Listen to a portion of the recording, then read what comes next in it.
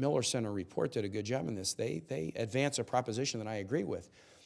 If you have a full debate and President and Congress get on the same page, the likelihood that the American public will provide support is pretty high. And if the American public provides support, the likelihood that they'll provide the support to the war fighters during the war and after the war.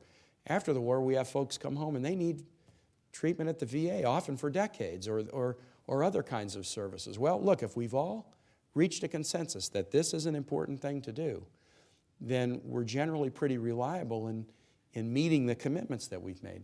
But if we don't undertake the work to reach the consensus, then you find situations where, you know, people are on the battlefield wondering if they're being supported. People come home wondering if society will meet their obligations to them.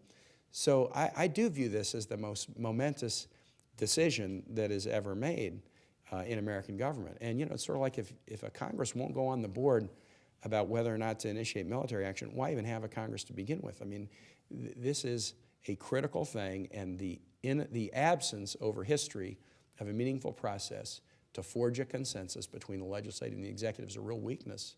It's a real weakness in our government.